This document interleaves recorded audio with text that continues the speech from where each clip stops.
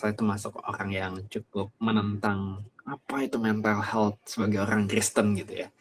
Nah, tapi ya saya belajar dan hari ini saya mau share juga ke teman-teman supaya teman-teman jangan ngulang kesalahan saya juga gitu ya. Kita hari ini belajar jadi pengikut Kristus yang benar-benar punya mental yang sehat.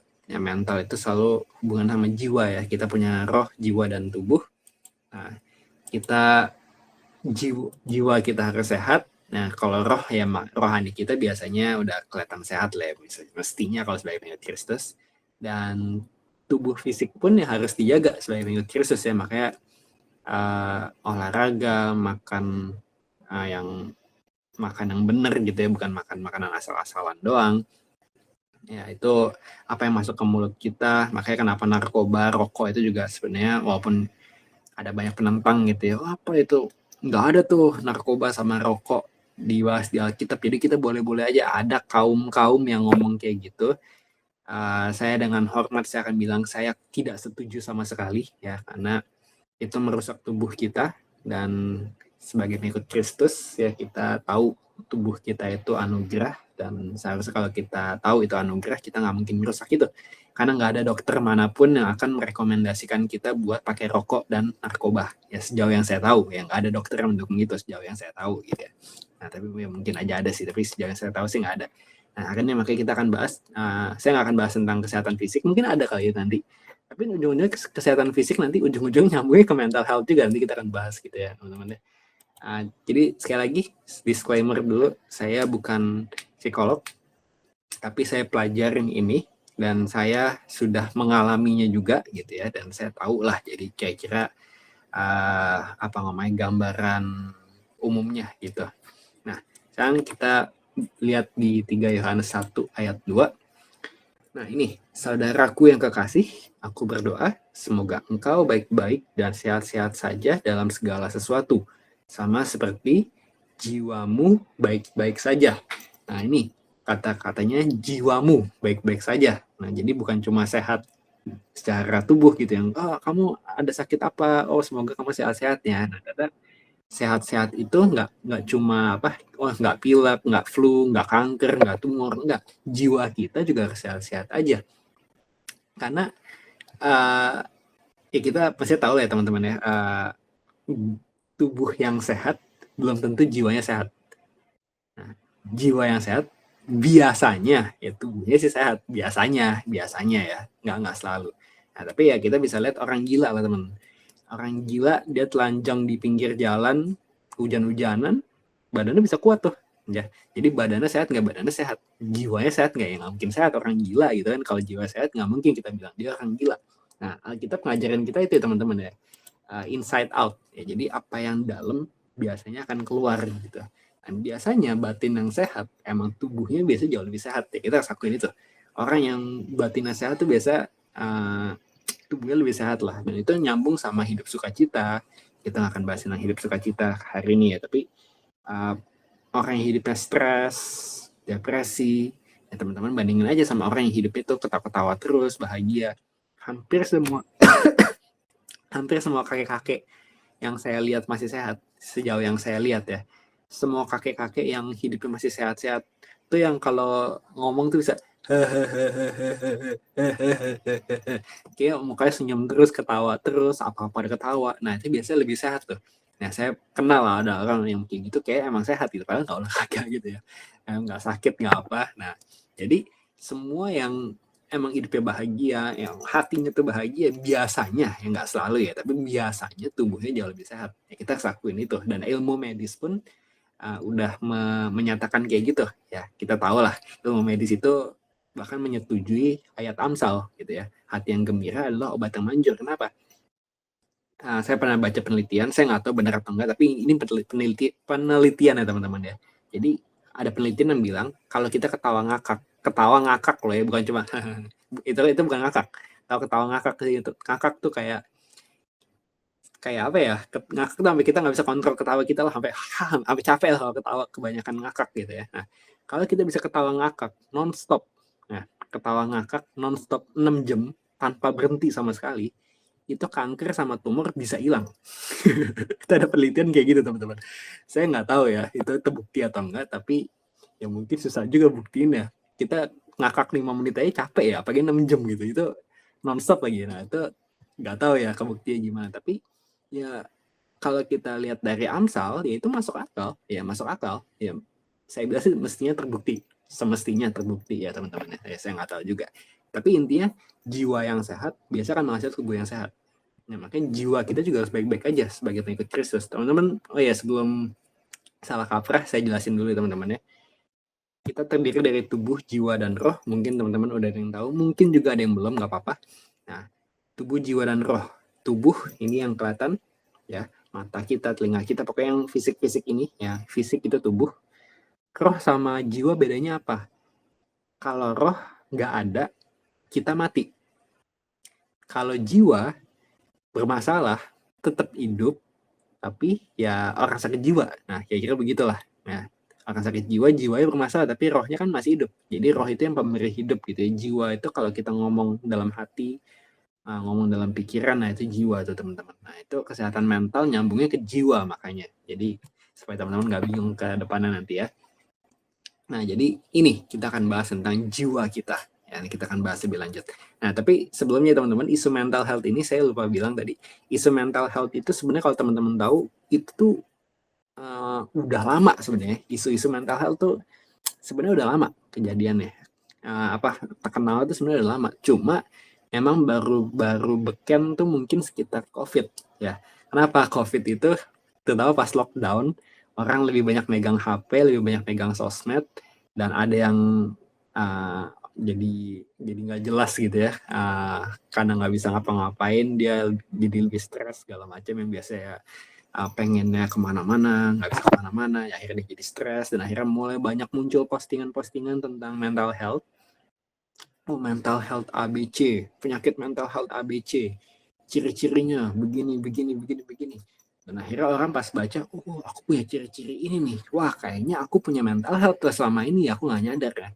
Banyak orang jadi akhirnya karena postingan-postingan kayak gitu akhirnya jadi self-diagnose. Teman-teman, self-diagnose tuh diagnosa pribadi. Nah itu bahaya teman-teman. Diagnosa itu harus dilakuin sama orang yang emang profesional di bidangnya. Kenapa? Karena gini, orang hamil pasti mual ya. Orang hamil pasti mual.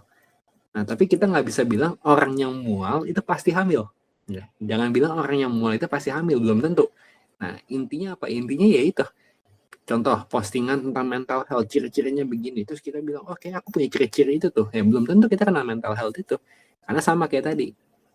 Orang yang mual itu belum tentu hamil. Walaupun mual itu adalah ciri kehamilan yang paling umum gitu ya. Orang hamil biasanya awal-awalnya muntah-muntah. Nah, jadi kita nggak boleh mendiagnosa mental health secara pribadi ya teman-teman ya, itu bahaya banget ya. Ujung-ujungnya nanti kita kayak ya sebenarnya kita nggak sakit tapi kita merasa sakit. Nah itu lebih bahaya lagi tuh kayak gitu. Jadi hati-hati soal ini ya. Kita harus percaya sama tenaga medis juga ya, divonis sama psikolog, psikiater. Saya juga masih bingung itu bedanya apa, tapi ya yang jelas orang-orang yang ngerti di bidang psikologi lah ya, mungkin ya. Nah, sebelumnya teman-teman, ini saya kasih tahu fakta yang menarik adalah ini. Yang namanya mental illness biasanya, nah ini yang mungkin jarang kita tahu ya, 1% itu genetik, keturunan, dan 99% itu habitual, disebabkan karena kebiasaan kita, habitual ya. Jadi 1% itu genetik, 99% habitual. Nah ini saya dulu ya, sekarang sih udah enggak. Dulu saya tuh termasuk orang ekstrim yang bilang, orang Kristen kok bisa depresi sampai minum obat-obatan anti depresan gitu ya. Apa itu berarti emang nggak kenal Tuhan tuh, jangan-jangan tuh.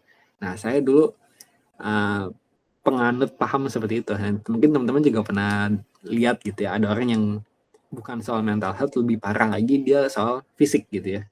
Apa itu orang Kristen minum obat? Apa itu orang Kristen kanker sama tumor malah kemo? Doa dong, segala macam. Ada yang kayak gitu ya. Kita harus akui lah, ada oknum-oknum yang seperti itu. Ya saya nggak tahu teman-teman di sini ada yang kayak gitu atau enggak. Tapi yang jelas kalau saya sih, saya tidak penganut seperti itu. Kalau sakit ya kita obati lah gitu ya. Kalau sakit kita obati, karena ya Paulus pun nyuruh Timotius campurkan air sedikit, campurkan anggur sedikit gitu ya, buat pencernaan gitu. Jadi minum obat tidak ada yang salah sejauh yang saya tahu. Ya nggak ada yang salah dengan minum obat. Nah jadi sekali lagi secara hormat, ya dengan hormat saya harus menolak pandangan kalau orang Kristen nggak boleh minum obat, nggak boleh ke dokter, nggak boleh ke rumah sakit, nggak boleh pakai ya apa obat-obatan gitu ya. Saya menolak pandangan itu. Nah tapi dulu saya menolak pandangan kalau penyakitnya penyakit mental, karena saya pikir kalau penyakit mental ya doa aja, baca Alkitab aja nanti juga sembuh, pikirannya nggak beres sih. Nah, dulu saya penganut seperti itu. Nah tapi setelah saya mulai kenal sama orang-orang yang mengerti tentang mental health, saya pernah kenal juga orang-orang yang psikologi, psikiater, segala macam. Nah akhirnya saya baru tahu, oke, ya, sama seperti tubuh itu bisa sakit, ya kalau mental sakit ya itu diobati juga. Semua yang sakit harus diobati gitu ya, semua yang sakit harus diobati. Jadi kalau emang divonis secara profesional kita punya penyakit mental, ya obatilah. Oke, ya saya sampai detik ini saya setuju. Kalau mental ataupun fisik kita sakit, obatilah gitu ya. Saya setuju. Nah, masalahnya teman-teman yang saya nggak setuju adalah ini. Ini teman-teman baru perhatiin ya.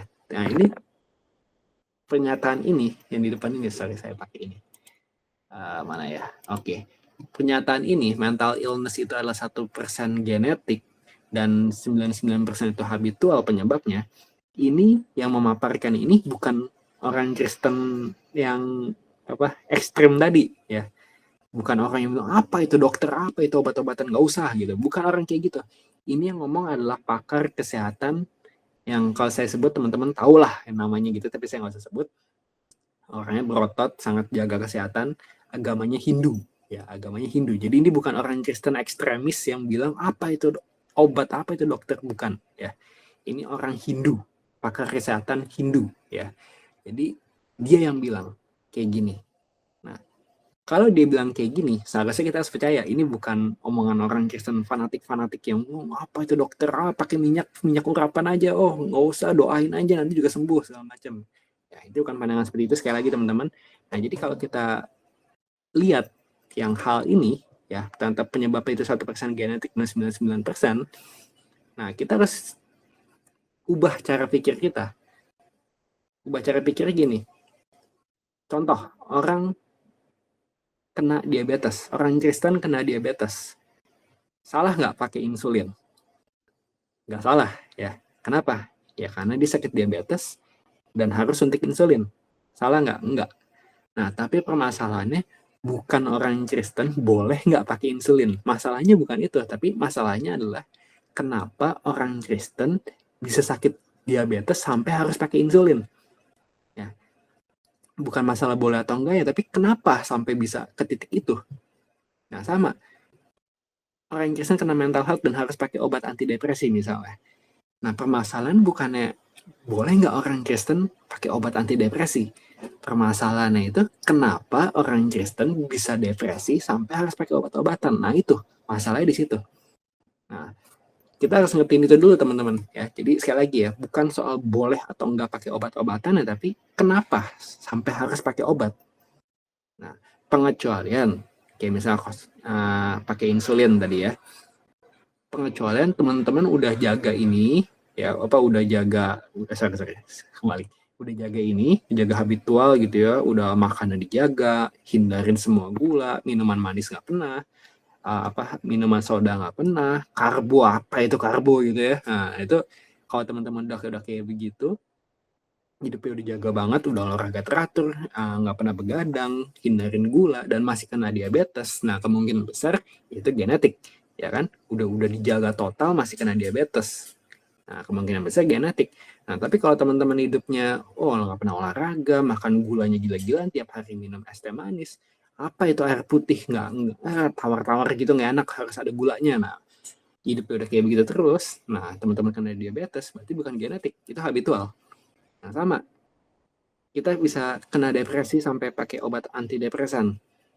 Kita lihat dulu habitualnya udah benar belum. Nah kadang-kadang ada orang langsung memvonis dirinya gitu, aku emang dilahirkan seperti ini, punya mental yang lemah segala macam. Kita lihat dulu sininya nih, bener nggak habitualnya udah bener belum. Nah habitual contohnya apa? Nah habitual itu contohnya ada ini nih. Nah ini bukan saya lagi yang ngomong, ini pakar kesehatan Hindu tadi yang ngomong ya. Ada habitual kebiasaan-kebiasaan yang mempengaruhi mental kita. Yang satu chemical, ya pola makan, apa yang masuk ke mulut kita ternyata bisa mempengaruhi kimiawi di tubuh kita dan akhirnya kena mental kita. Terus mechanical, pola gerak. Jadi kurang gerak aja teman-teman ya, nggak pernah olahraga aja itu bisa mempengaruhi mental. Menarik ya. Nah terus yang ketiga ada emosional, pola perilaku. Nah biasanya kalau kita mental health mungkin kita akan cenderungnya lebih mikir ke sini doang, kayak yang ketiga doang, kayak emosional. Nah tapi kalau teman-teman nggak pernah olahraga, ya itu juga bisa mempengaruhi mental teman-teman. Salah satu hal awal tahun ini, pas saya doa awal tahun, Tuhan gerakin saya buat mulai rajin olahraga. Dan ini udah bulan ke-10 saya rajin olahraga. Yang teman-teman dekat saya tahu, lemak saya turun 15%, enggak 15, 13% berarti ya. 13%, yang mana itu juga saya juga kaget gitu ya, sampai berat badan saya tuh turun 12 kilo kayaknya, sampai celana saya semuanya longgar semua. Ya celana saya semua longgar semua, tapi bukan itu yang saya banggain ya teman-teman ya. Yang ya itu bonus lah ya. Ketika lemak kita kurang, ototnya jadi lebih kelihatan, itu bonus lah ya. Tapi yang saya perhatiin, yang intinya yang benar-benar saya suka dan saya syukuri banget, saya taat dari awal tahun, itu bukan soal ototnya kelihatan, oh makin kuat bisa lakuin gerakan ini gerakan itu yang sebelumnya saya nggak bisa lakuin, itu bonus.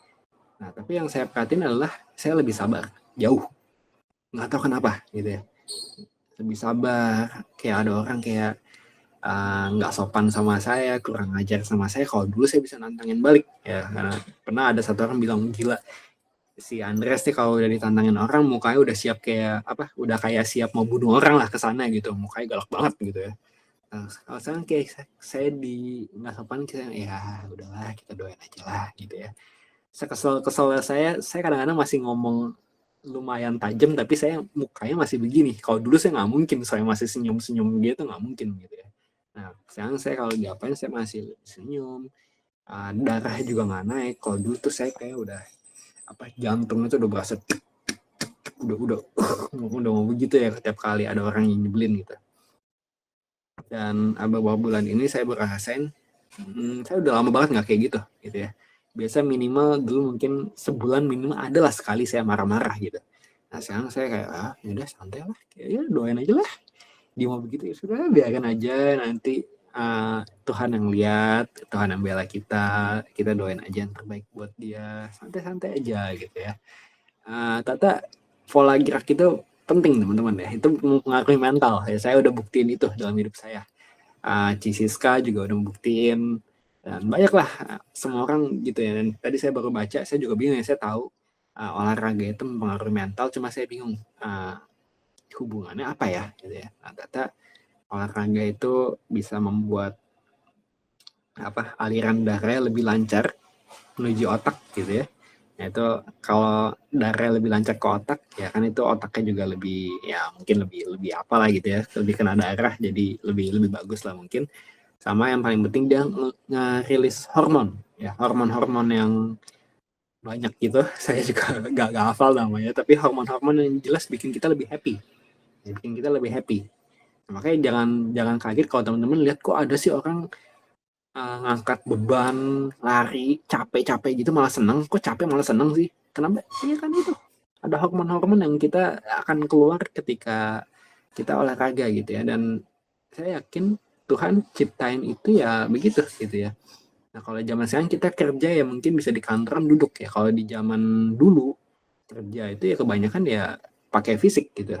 Jadi kerja itu ternyata kalau pakai fisik itu bisa ningkatin mood teman-teman kan. Itu kerja sambil olahraga jadinya. Ya, mungkin kuli-kuli bangunan begitu kali ya, saya nggak tahu sih ya, nggak pernah jadi kuli bangunan gitu. Nah tapi ya bayang deh sih, itu kuli bangunan sama anak-anak gym tuh pasti lebih kuat mereka lah pastilah. Nah, anak gym mah nggak ada apa-apanya dibanding kuli bangunan gitu, tenaganya sama ototnya gitu. Mereka nggak usah minum protein segala macam, badannya keren-keren biasa kalau kuli bangunan. Nah, itu hormonnya teman-teman ya. Jadi pola gerak itu penting. Dan bahkan saya pernah dengar riset Gen Z gitu ya, teman-teman di sini mungkin ada Gen Z gitu ya. Gen Z kadang-kadang tuh yang ada yang tidurnya lebih dari 12 jam. Nah, tidur lebih dari 12 jam itu aja udah mempengaruhi mood. Ya, mood kita bisa berantakan ketika kita tidurnya kelamaan. Ya, jadi tidur itu nggak boleh kurang, tapi nggak boleh over. Ya, tidur itu yang boleh secukupnya. Ya, nggak boleh kelamaan, nggak boleh kurang juga. Saya pernah tidur 3 jam, bahkan saya pernah nggak tidur sepanjang malam gitu ya, pas saya dulu ada masalah lah gitu.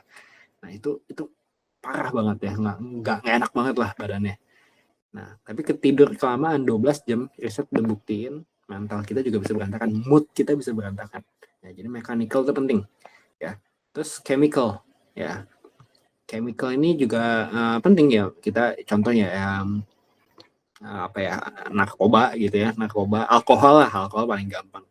Orang-orang yang alkohol sampai mabuk ya mentalnya pasti kepengaruh ya gitu ya. Nah, chemical pokoknya pola makan yang nggak baik itu juga nggak bagus. Atau yang dietnya ada orang diet ekstrem gitu ya, nggak makan ini nggak makan itu, akhirnya stres sendiri. Nah, akhirnya jadi mentalnya kepengaruh juga, ada juga yang kayak gitu ya. Itu nggak jelas sih ya, tapi jangan sampai kayak gitu lah. Diet boleh tapi diet tuh yang seimbang lah, jadi jangan cuma nggak boleh makan ini nggak boleh makan itu, gila sendiri teman-teman nanti ya.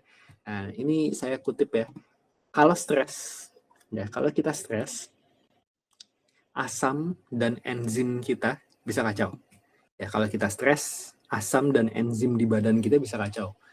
Dan kalau asam dan enzimnya kacau, biasanya GERD-nya naik. Makanya teman-teman bisa lihat semua orang yang stres kebanyakan sakitnya lambung, asam lambungnya naik, GERD-nya naik ya. Kalau GERD-nya naik, asam lambungnya naik, makan jadi susah. Nah kalau asam lambung naik, makan jadi susah. Karena makannya jadi susah, biasanya gizinya berkurang. Nah gizinya berkurang, imunitasnya turun. Nyambung semua gitu ya. Dari stres, asam dan enzimnya kacau, asam lambung naik, makannya jadi susah, gizinya berkurang, imunitasnya turun. Nah itu jadi bisa stres lagi, tambah stres lagi ya, siklusnya ngulang-ngulang terus gitu ya. Sampai akhirnya kalau stres biasanya bisa lari ya ke ya antara makan gila-gilaan. Ada orang yang stres jadi maunya makan terus. Saya pernah kayak gitu tahun lalu. Tahun lalu saya naik 5 kilo sejak saya stres. Karena saya makannya gila-gilaan gitu ya. Saya dulu bisa makan keripik khusus. Keripik khusus tuh saya beli yang setengah kilo, itu saya habis dalam seminggu. Ya itu gila sih ya, nggak sehat banget. Tapi dulu saya bilang, Tuhan aku sedih, nggak apa-apa makan sekali begini gitu ya. Tapi ya karena makanan nggak sehat ya itu buat saya naik 5 kilo. Dan saya dulu lumayan buncit lah, buncitnya makin gitu. Sekarang sih udah enggak gitu ya. Tapi ya biasa kalau kita stres bisa larinya ke makanan, atau bisa larinya ke rokok justru, atau lebih parah larinya ke narkoba ya. Narkoba ya udah, itu chemicalnya makin mempengaruhi mental lagi gitu ya. Ini teman-teman sebagai pengikut Kristus, nah ini kita harus jaga juga ya chemical, pola makan kita, apa yang masuk ke mulut kita ya. Terus ada mechanical, pola gerak kita, dan juga ada emosional ya, emosional. Jadi ini penting juga buat kita jaga sebagai pengikut Kristus. Nah sekarang kita mulai masuk, itu penjelasan tentang mental health secara singkat aja teman-teman, buat opening aja ya. Jadi teman-teman mesti paham ya. Jadi pertama ini ya, jangan langsung bilang aku diciptakan dengan mental yang lemah, emang Tuhan ciptaan aku mentalnya kayak begini. Enggak, belum tentu ya. Cek dulu habitual kita gimana. Kalau habitual kita udah benar tapi kita masih kena mental health ya, kemungkinan besar genetik. Tapi kalau habitual kita berantakan, nah kita betulin. Nah makanya sebagai pengikut Kristus, nah ini kita penting banget ini. Ini namanya disiplin. Yang namanya habitual itu butuh disiplin. Nah, makanya teman-teman kalau perhatiin, kenapa sih orang yang badannya six pack biasanya bangga? pernah perhatiin gak sih teman-teman? Kenapa sih orang yang badannya six pack tuh kayak kesannya tuh kayak kalau di depan kaca tuh wah pengennya pose-pose terus. Itu ada psikologi di baliknya itu teman-teman. Kenapa? Karena tidak dibutuhin bakat buat punya badan yang bagus. Ya. Teman-teman mau jadi atlet sepak bola, atlet basket, segala macem, itu butuh bakat kadang-kadang. Nah, tapi kalau bentuk badan, bentuk otot, itu teman-teman nggak punya bakat pun bisa gitu ya. Nah, itu cuma butuh apa? Disiplin. Ya. Habitual yang bagus. Ya. Cara bentuk otot, olahraga pasti, makannya juga harus dijaga, makan yang seimbang, kurang makan juga nggak boleh, kelebihan makan juga nggak boleh, makannya harus seimbang. Dan yang lebih penting juga jam tidur. Ya. Kalau olahraga bagus, makannya bagus, tapi tidurnya selalu cuma 3 jam, 4 jam, nah itu juga nggak sehat. Nggak bisa bangun otot juga. Nah, makanya kebanyakan itu teman-teman ya. Jadi intinya apa? Hidup yang sehat itu selalu dimulai dari habitual. Mau sehat secara fisik, mau sehat secara mental, selalu dimulai dari habitual. Nah, kita makanya sebagai pengikut Kristus, kita akan belajar ininya. Hari ini saya akan bahas ininya nih, habitualnya. Kalau genetik bukan bagian saya itu, ya itu ya saya juga nggak paham lah genetik kan, tapi itu juga cuma 1% teman-teman. Jarang banget kemungkinan orang yang kena mental health itu karena faktor genetik ada, tapi jarang banget ya. Kebanyakan orang karena habitual. Semua teman saya yang pakai obat antidepresi, saya tahu mereka penyebabnya itu kebiasaan hidup habitual. Kita akan bahas sebagai orang Kristen, gimana cara punya habitual yang baik sampai kita punya mental health yang sehat. Nah, ini kita akan khusus bahas tentang anxiety. Nah, sorry. Aduh. Oke. Ya, ini dia. Anxiety, khawatir, itu bahasa aslinya tuh merimnau, teman-teman. Merimnau ini artinya menjadi cemas, ya, perhatian, memikirkan, terbagi atau teralihkan pikirannya, distracted kalau bahasa terkenalnya gitu ya, bahasa Inggrisnya. Intinya apa? Intinya ya pikiran kita kayak terbagi-bagi. Ya ketika kita khawatir, ya ketika kita mau fokus sama Tuhan, kita khawatir jadi meleng ke sana gitu ya. Kita meleng ke yang lain. Jadi kita nggak bisa fokus sama satu hal karena pikiran kita teralihkan. Khawatir itu selalu membuat kita melupakan Tuhan. Ya. Kalau mata kita fokus sama Tuhan, seharusnya kita nggak akan khawatir. Nah, jadi ketika kita merasa khawatir, kita harus ada alarmnya juga. Ketika kita khawatir, berarti mata kita lagi nggak ke Tuhan pasti. Sejauh yang saya tahu sih, saya belum pernah ketemu orang yang matanya selalu fokus ke Tuhan, tapi jadi khawatir gitu ya. Saya sih belum pernah ketemu. Ya mungkin ada kali ya, tapi sejauh yang saya tahu sih nggak ada gitu ya. Jadi saya yakin orang yang fokus sama Tuhan nggak mungkin khawatir seharusnya. Ya. Dan kita bisa lihat contoh yang paling hebat itu, salah satunya itu Tuhan Yesus pas perahunya kena badai. Ya, ini membuktikan Tuhan Yesus tuh punya mental health yang level tinggi. Mental health yang level tinggi. Baik nggak sih teman-teman? Ini kalau teman-teman baca di Alkitab itu murid-murid Tuhan Yesus itu kan kebanyakan nelayan. Ya. Mereka naik perahu itu pasti udah biasa. Nah, baik nggak sih kalau apa ya? Kalau kita nggak pernah naik pesawat misalnya, kita nggak pernah naik pesawat, terus pesawatnya ojek sedikit gitu ya, tiba-tiba gejlak sedikit doang gitu. Mungkin kalau kita nggak pernah naik pesawat, kita bisa takut, aduh ini pesawat kenapa nih, udah ketakutan. Nah, tapi kalau orang yang biasa naik pesawat, misalnya pramugarinya gitu, atau pramugaranya, atau pilotnya bahkan, ya mereka kayak akan biasa aja. Ya, kenapa? Oh tahu ya, ini ya normal lah pesawat ada gojlak-gajluk dikit ya normal lah gitu. Nah, sih teman-teman bisa bayangin ya di sini ya, perahunya Tuhan Yesus, ini yang isi banyak nelayan, seharusnya mereka udah biasa naik perahu. Nah, tapi mereka sampai panik, cuma bilang, Tuhan kita akan binasa, berarti badainya itu mungkin parah banget. Ya, badai itu mungkin parah banget. Nah, tapi Tuhan Yesus mau ngapain? Tidur. Bayangin sih teman-teman, kita naik pesawat nih. Kita naik pesawat. ada badai kenceng banget, terus sayapnya misalnya sayap pesawatnya ada apinya gitu, udah ada apinya. Orang pada panik, gimana nih sayapnya udah kebakar segala macam. Nah, terus ada satu orang tidur tenang gitu ya. Itu kan kayak kita lihat tuh juga, gila dia bisa tenang ya di tengah-tengah kayak begini gitu ya. Nah, udah dibangunin, Tuhan Yesus dibangunin, dia juga kayak, udah tenang aja, apa sih ganggu-ganggu orang tidur, mungkin Tuhan Yesus bilang gitu kali ya, apa sih ganggu orang tidur, udah tenang, diam. Nah, badainya langsung teduh gitu ya, danau langsung teduh. Nah, itu kenapa Tuhan Yesus bisa setenang itu? Pertama, saya yakin juga Tuhan Yesus tahu ya gitu ya, dia di dia ditakdirkan buat matinya itu di kayu salib, bukan mati di perahu karena badai gitu ya. Ya kan nggak mungkin kan, bayangin nggak sih kalau di zaman itu ada koran gitu ya, di korannya, koran Israel gitu ada berita, orang yang mestinya jadi Mesias kecelakaan perahu, nggak jadi, mati di kayu salib gitu. Nggak mungkin ada berita kayak begitu gitu ya. Nah, jadi Tuhan Yesus tahu ya, Tuhan Yesus tahu, makanya dia nggak khawatir. Makanya ketika kita fokus sama Tuhan, fokus sama rencana Tuhan, seharusnya kita nggak akan khawatir soal gituan. Nah, makanya Tuhan Yesus tuh salah satu teladan buat kita. Ini adalah salah satu contoh orang dengan mental health tingkat tinggi banget gitu ya, terlalu tinggi tingkatnya itu mental health-nya. Jadi punya kesehatan mental yang bagus, kesehatan jiwa yang bagus, tetap tenang di tengah badai. Nah, itu salah satu orang yang punya mental health yang bagus gitu ya. Ini kita KSY, pemimpin-pemimpin KSY itu lagi ada trouble ya, ada masalah sebenarnya minggu ini, tiba-tiba gitu mendadak. Saya pribadi dulu kalau saya ngalamin masalah ini, dulu saya langsung kayak nggak bisa tidur.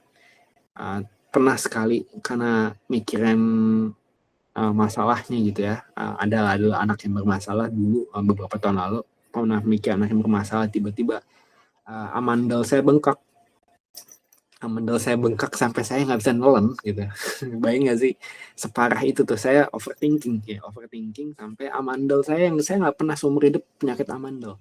Saya nelen ludah itu sakit banget ya. Bayang nggak sih nelen ludah, nelen minuman, nelen air, itu kan masih paling gampang ditelan. Itu saking amandel bengkak itu saya sampai kesakitan gitu, minum air putih sakitnya minta ampun gitu.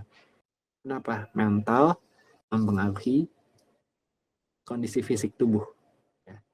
Bisa juga karena bisa juga biasa orang asam lambungnya naik, tapi kalau saya waktu itu ini amandel saya kena gitu ya. Nah, dulu saya bisa overthinking, kayak udah bawaannya tuh pengen marah, mukanya tuh udah kesel banget tiap hari pas ngalamin masalah itu. Minggu ini setelah saya ngalamin itu, saya kayak udahlah, ya udah tenang aja lah, aku doain aja lah Tuhan, ya udah pokoknya itu urusan dia lah, dia mau ngapain gitu ya, aku mau doain aja yang penting. Nah, ini itu saya bikin kaget diri saya sendiri gitu ya.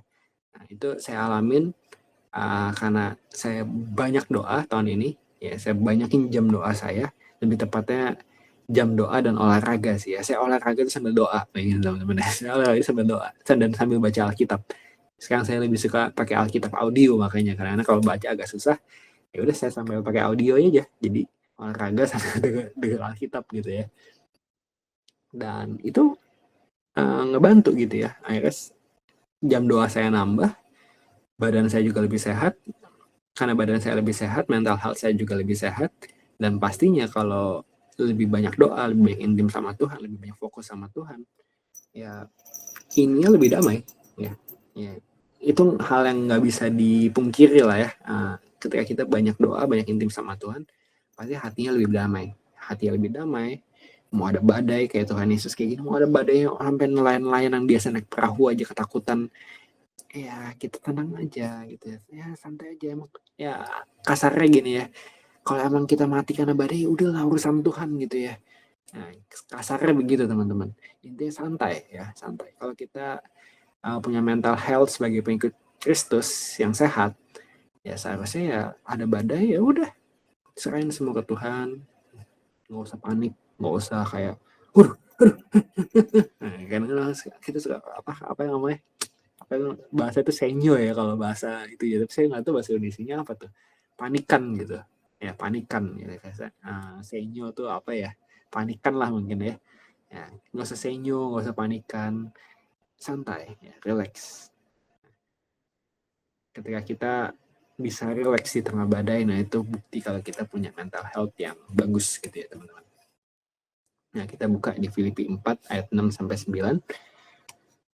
Janganlah hendaknya kamu khawatir tentang apapun juga, tetapi nyatakanlah dalam segala hal keinginanmu kepada Allah dalam doa dan permohonan dengan ucapan syukur. Damai sejahtera Allah yang melampaui segala akal akan memelihara hati dan pikiranmu dalam Kristus Yesus. Jadi akhirnya saudara-saudara, semua yang benar, semua yang mulia, semua yang adil, semua yang suci, semua yang manis, semua yang sedap didengar, semua yang disebut kebajikan dan patut dipuji, pikirkanlah semuanya itu. Dan apa yang telah kamu pelajari, dan apa yang telah kamu terima, dan apa yang telah kamu dengar, dan apa yang telah kamu lihat padaku, lakukanlah itu.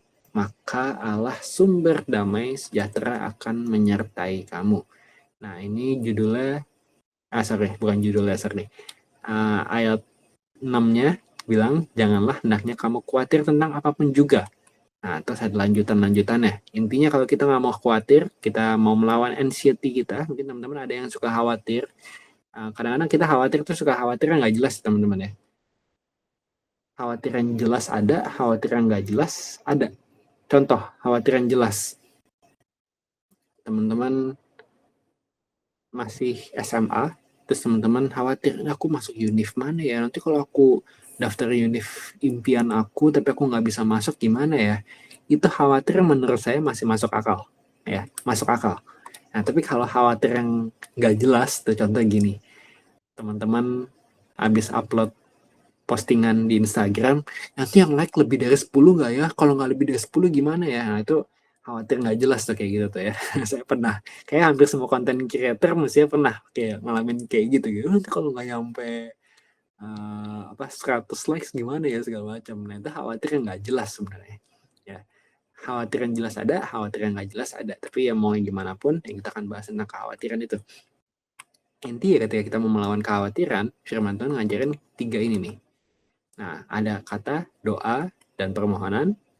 Nah, terus ada pikirkanlah semuanya itu, bicara tentang apa? Pikiran yang benar gitu ya.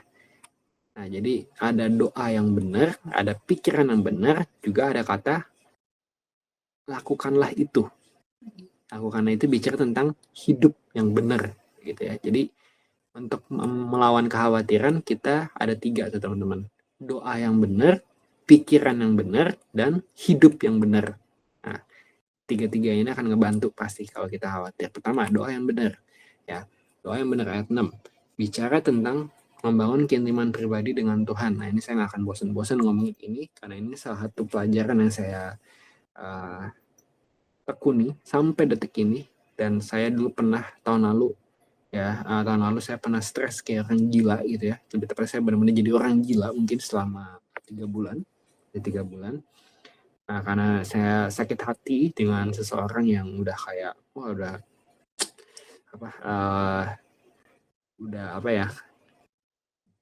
berhasil banget bikin saya kayak sampah gitu lah ya. Nah, dia sukses bikin saya merasa kayak sampah. Jadi saya down banget 3 bulan gitu. Dan saya sembuhnya kenapa? Saya sembuhnya karena ya saya mulai jam doa yang benar, punya keintiman pribadi dengan Tuhan yang benar.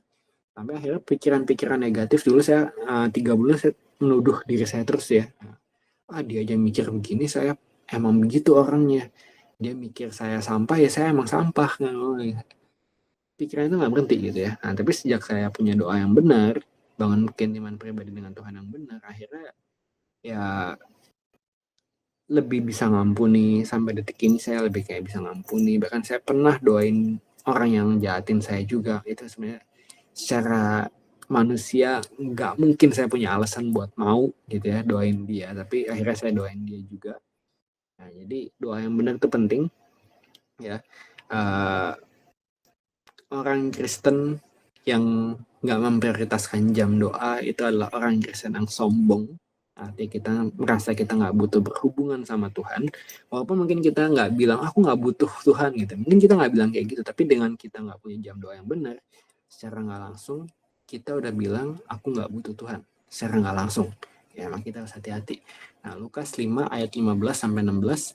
Tetapi kabar tentang Yesus makin jauh tersiar dan datanglah orang banyak berbondong-bondong kepadanya untuk mendengar dia dan untuk disembuhkan dari penyakit mereka. Akan tetapi ia mengundurkan diri ke tempat-tempat yang sunyi dan berdoa. Kalau Tuhan Yesus aja, ya Tuhan Yesus, Son of God, mengundurkan diri ke tempat-tempat yang sunyi dan berdoa, siapa kamu dan siapa saya yang merasa kita nggak perlu mengundurkan diri ke tempat-tempat yang sunyi dan berdoa, gitu ya. Jangan merasa lebih jago dari Tuhan Yesus. Tuhan Yesus saja butuh mengundurkan diri ke tempat yang sunyi dan berdoa. Siapa gua dan siapa lu bisa merasa kita nggak butuh prioritasin jam doa kita. Itu penting. Ya, bukti bahwa kita benar-benar percaya kuasa doa adalah dengan kita benar-benar berdoa. Ya, bukti bahwa kita benar-benar percaya kuasa doa adalah dengan kita benar-benar berdoa. Contoh, teman-teman hidup di dunia fantasi di mana kalau kita tabok pipi kita 3 kali sehari, kita bisa dapat uang 100 juta. Ya, cukup dengan kita tabok pipi kita 3 kali sehari. Ya, kita pasti dapat uang 100 juta. Saya yakin teman-teman akan rajin tiap hari tabok pipi teman-teman sendiri 3 kali. Kenapa? Karena teman-teman tahu, oh di dunia ini, di dunia fantasi ini, kalau kita tabok pipi kita 3 kali, itu pasti dah dapat 100 juta gitu. Nah, kenapa? Kita percaya sama kuasa nabok pipi 3 kali. Nah, sama. Ketika kita percaya sama kuasa doa, seharusnya kita ya doa itu akan jadi hal yang terutama ketika kita percaya sama kuasa doa. Jadi kalau kita nggak pernah prioritasin berdoa, jangan-jangan secara tidak langsung kita mikir, aku mah doa atau enggak sama aja, nggak ada perubahan, nggak ada hasilnya. Ya. Susah memang. Kadang-kadang apa yang kita doain memang tidak langsung kelihatan. Ya. Ada orang yang saya doain rajin setiap hari selama berbulan-bulan, minggu ini kelihatan gitu, wah parah banget gitu ya, parah banget. Nah, tapi kemarin saya merenung juga. Setelah saya doain dia berbulan-bulan, minggu ini paling parah ya, paling parah. Saya ngomong sama Tuhan juga. Ya, saya mau berhenti doain dia atau justru malah saya akan terus doain dia gitu ya. Kalau saya percaya kuasa doa, seharusnya saya nggak punya alasan buat berhenti doain dia. Seharusnya. Karena saya tahu kalau saya doain dia, pasti suatu saat dia akan berubah gitu ya. Asal saya tetap konsisten doain dia. Mungkin butuh bertahun-tahun, ya nggak ada yang tahu gitu ya.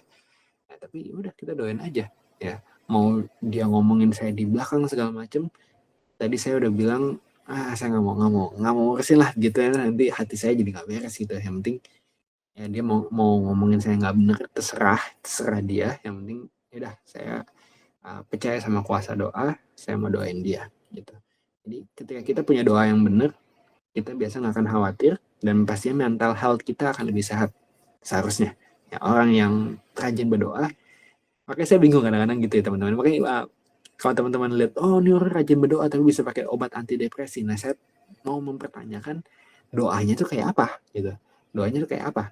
Ya sekali lagi teman-teman ya, kalau emang sudah divonis kena depresi, ya pakailah obat, ya udah nggak apa-apa. Nah, tapi masalahnya bukan pakai obat atau enggak, tapi masalahnya adalah kenapa bisa sampai pakai obat. Ya sekali lagi teman-teman, ini saya tekanin lagi ya. Nah, jadi kalau kita prioritasin jam doa, seharusnya mental health kita lebih sehat dan apa tadi? Ya mental kita lebih sehat dan apa ya, kehidupan keintiman kita sama Tuhan tuh pasti akan membawa kita next level lah ke hal-hal yang belum kita capai sebelumnya. Tahun ini yang saya capai kesabaran. Wah, itu saya benar-benar capai kesabaran sampai saya sendiri pun kaget gitu ya. Saya sendiri pun lihat kenapa respon saya bisa begitu, saya kaget gitu. Apalagi mungkin orang-orang sekitar saya yang tahu gitu respon saya tetap berubah jauh. Nah, jadi kehidupan doa itu penting ya. Kehidupan doa itu penting. Itu tadi ya, mengatasi anxiety. Pertama doa yang benar ayat 6. Yang kedua pikiran yang benar. Gimana cara kita punya pikiran yang benar? Caranya adalah dengan kita mencuci pikiran kita dengan firman Tuhan ya. Kita cuci. Kalau teman-teman tahu istilah cuci otak, nah itu Cuci otak tuh dimasukin terus gitu ya, sampai akhirnya otaknya kecuci gitu. Nah, itu brainwash kalau bahasa Inggrisnya gitu, bahasa keren brainwash. Nah, kayak teman-teman, baca firman Tuhan penting. Baca firman Tuhan penting banget. Ketika kita masukin perkataan firman itu terus, ya nanti yang positif itu akan memenuhi pikiran kita sampai yang negatif nggak punya tempat di pikiran kita. Ya, sampai ketika yang positif dari firman Tuhan itu memenuhi pikiran kita, yang negatif-negatif nggak mungkin penuhi pikiran kita. Nah, makanya itu penting kita memperhatikan dengan siapa kita bergaul. Ya, dengan siapa kita bergaul.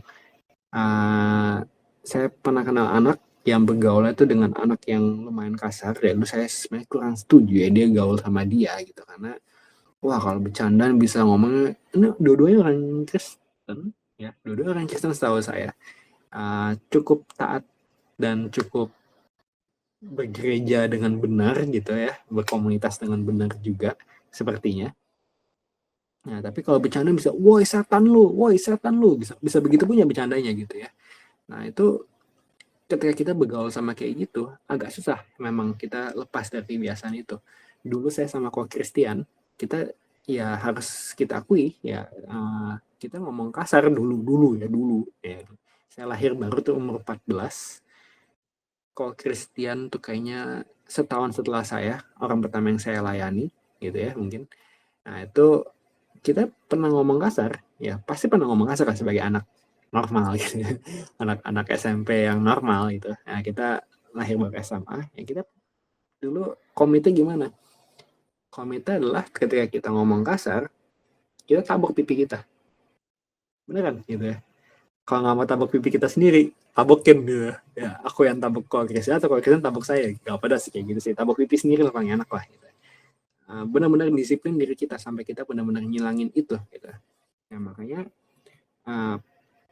dengan siapa kita memenuhi pikiran kita itu penting ya.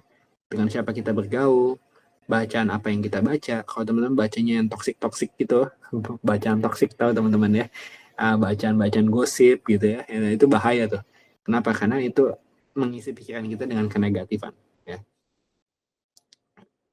Bacalah firman Tuhan sampai perkataan itu semuanya masuk ya, nggak ada yang negatif dari firman Tuhan. Juga pergaulan yang benar ya, pergaulan benar. Nah, kalau kita bergaul dengan orang-orang yang penuh dengan firman Tuhan juga, seharusnya pikiran kita juga lebih positif lah pastinya. Ya. Saya jaga lumayan pergaulan saya. Ya, saya bukan artinya kita jadi ini orang nggak cinta Tuhan, kita nggak usah deket-deket sama dia, nggak gitu juga gitu ya. Bergaul sama berteman itu kadang-kadang dua hal yang beda teman-teman ya. Ada kok teman saya masih ngomong kasar ya, dia pelayan musisi gitu ya. Baik nggak sih, musisi lagi latihan ibadah gitu ya, latihan mau ngisi musik di ibadah, dia bisa ngomong kasar di gereja gitu ya. Kan kadang-kadang juga ngelus dada juga liatnya gitu ya, aduh kenapa sih bisa begitu, tapi ya udah gitu ya. Saya nggak mau terlalu dekat sama dia, tapi kalau emang saya harus berhubungan sama dia ya udah gitu ya, saya harus berhubungan sama dia sudah. Bahkan saya punya hati, oke ini gimana nih supaya saya bisa bantu dia lepas dari ngomong kasarnya. Nah, tapi bukan artinya saya mau kayak ikut-ikutan gitu ya. Hati-hatilah pokoknya ketika kita berteman dengan orang yang tidak terlalu positif. Nah, kita lihat dulu apakah kita cenderung membawa positifnya kita ke dia atau justru dia membawa negatifnya dia ke kita gitu. Itu bahaya ya, kita harus hati-hati. Maka yang paling penting dengan cara kita memperlakukan diri kita sendiri yang benar dulu, dengan cara apa? Mencuci pikiran kita dengan firman Tuhan. Dah, itu paling top, paling benar gitu ya, paling pertama dan prioritas paling utama gitu ya, mencuci pikiran kita dengan firman Tuhan supaya nanti kita nggak punya tempat untuk hal-hal negatif. Ketiga, hidup yang benar. Nah, yang terakhir ya, hidup yang benar. Ayat 9, melakukan semua yang menyenangkan hati Tuhan dan menjauhi hal yang bertentangan dengan firman. Nah, itu. Kalau kita hidup yang benar, seharusnya kita ya mental health pasti lebih sehat, dan Kalau kita udah terlalu sibuk melakukan yang benar, seharusnya kita nggak mungkin khawatir akan apapun, karena kita sibuk, pikiran kita disibukkan dengan melakukan hal yang menyenangkan hati Tuhan. Itu penting ya teman-teman ya. Nah, ada satu penelitian secara medis ya, secara medis loh ini ya, bukan secara Alkitab. Giving and receiving, ya, memberi dan menerima. Ya, ketika kita memberi ataupun menerima, itu biasa ada 3 pelaku ya teman-teman ya. 3 pelaku itu ada si orang yang memberi, orang yang menerima, dan juga mungkin ada orang yang nggak memberi dan menerima tapi cuma ngelihat doang. Paham ya teman-teman ya? Ada orang yang memberi, ada orang yang menerima, terus ada saksi. Orang yang nggak memberi, nggak menerima, cuma ngeliatin doang gitu ya. Ada kegiatan saling memberi itu. Nah, secara medis ya, orang yang memberi, ya si pemberi ini, ketika dia memberi, imunitas itu naik. Ya. Orang yang memberi, imunitasnya naik. Kenapa? Biasa akan senang dia bisa berkatin orang. Mungkin apalagi kalau lihat orang, wah thank you banget, aku emang lagi butuh ini. Nah, biasa kalau kita lihat begitu sebagai pemberi, seharusnya kita emang senang. Ya. Nah, kita, wah aku bisa berkatin dia ya, wah happy ya. Nah, seharusnya kita ada itu, kan? Kayak gitu imunitasnya naik. Nah, si penerima, ya ini mah gak usah ditanya lagi, penerima pasti naik imunitasnya gitu kan, senang pasti dikasih apapun. Saya nggak tahu ada orang yang sedih kalau menerima, saya belum pernah lihat sih ya. Biasanya sih orang yang menerima pastinya senang, seharusnya senang, imunitasnya pasti naik. Nah, tapi yang menariknya teman-teman, ada saksi ya, saksi dia cuma ngeliatin doang, dia nggak menerima, nggak memberi juga, dia cuma ngeliatin doang, ngeliatin si pemberi ini kasih ke si penerima. Nah, secara medis, ternyata diteliti, walaupun dia cuma ngeliatin doang, imunitasnya naik juga. Nah, lucu ya teman-teman ya. Cuma saksi, tapi imunitasnya bisa naik juga. Nah, kesimpulannya apa? Kesimpulannya, ketika kita terpapar sama kebaikan, itu imunitas kita bisa naik. Secara medis, ya. Terbukti secara medis. Ketika kita terpapar sama kebaikan, bahkan saksi pun ya, terpapar kebaikannya cuma karena ngeliatin doang, imunitasnya bisa naik. Ya, terbukti secara medis. Ya. Nah, selalu ada hal yang bisa kita berikan. Oke, jangan pernah bilang aku nggak punya apa-apa untuk kita berikan. Nah, selalu ada. Ya, ada 3A tuh ya teman-teman ya. Ada attention, perhatian, appreciation, penghargaan, pujian mungkin, dan juga ada affection, kasih sayang. Ini adalah 3 hal yang kita nggak butuh uang, kita cuma butuh apa yang ngomongnya, kemauan aja ya, kita cuma butuh kemauan aja untuk bisa kasih ini ya. Jadi ada 3 hal yang bisa kita kasih ke orang lain selalu, attention, appreciation, affection. Dan ingat teman-teman, sekali lagi, imunitas kita terbukti secara medis. Teman-teman mau ngasih doang, atau mau menerima doang, atau mau ngeliatin doang bahkan, itu imunitas bisa naik. Ya, ini secara medis terbukti ya teman-teman ya. Nah, jadi udah itu kesimpulannya. Kalau kita mau punya mental health yang sehat, pertama dalam mengatasi kekhawatiran, kita harus punya doa yang benar, kita harus punya pikiran yang benar, dan kita harus punya hidup yang benar. Ya, intim sama Tuhan, baca firman, hindari pergaulan-pergaulan yang negatif, dan hiduplah yang benar. Ya, sibuk melakukan hal yang menyenangkan hati Tuhan sampai kita nggak usah khawatir ini itu, dan akhirnya juga yang negatif-negatif juga kita nggak mungkin sempat punya waktu buat itu karena kita sibuk menyenangkan hati Tuhan. Oke teman-teman, yuk kita tutup dalam doa. Tuhan, terima kasih Tuhan atas kesempatan kami. Hari ini kami belajar Tuhan, bagaimana sebagai pengikut Kristus kami punya mental health yang baik. Dan khususnya kami juga belajar Tuhan kalau kami ada anxiety, kami punya kekhawatiran, kami percaya Tuhan ketika kami selalu fokus kepadamu, kami punya pikiran yang selalu tertuju pada firman Tuhan, seharusnya kami punya mental health yang bagus, dan ketika jiwa kami baik-baik saja, seharusnya kami juga nggak akan termakan kekhawatiran Tuhan. Ya, fokus kami nggak akan lepas dari Engkau. Ya, kami melatih diri kami Tuhan supaya kami benar-benar punya hati yang selalu tertuju kepadamu, punya mata yang selalu fokus kepadamu, nggak lihat kiri kanan. Ya, di tengah badai kehidupan, di tengah masalah kami mau tetap tenang, kami mau tetap relax karena kami tahu Engkau adalah Tuhan yang selalu buka jalan, dan Engkau Tuhan yang selalu bisa membuat mukjizat walau kelihatannya nggak ada jalan lagi Tuhan. Ya kan ini Tuhan kami belajar, dan 3 minggu lagi kami masih mau belajar lebih lagi Tuhan tentang mental health ini. Dan kami percaya Tuhan, sama seperti tadi kami udah belajar, kami mau bangun habitual kami mau bangun kebiasaan-kebiasaan dalam hidup kami, di mana kami bisa semakin punya gaya hidup yang mencerminkan karakter Kristus dalam hidup kami. Kami mau jaga semuanya Tuhan, rohani kami, fisik kami, jiwa kami, semuanya Tuhan kami mau jaga. Kesehatan kami mau jaga, karena kami mencintai Engkau Tuhan, dan hidup kami ini juga anugerah dari Engkau. Kalau kami emang mau bersyukur atas hidup kami yang sudah ada saat ini, tubuh kami yang ada saat ini, kami pasti punya hati yang selalu mau buat menjaga anugerah yang sudah Kau beri di hidup kami ini Tuhan.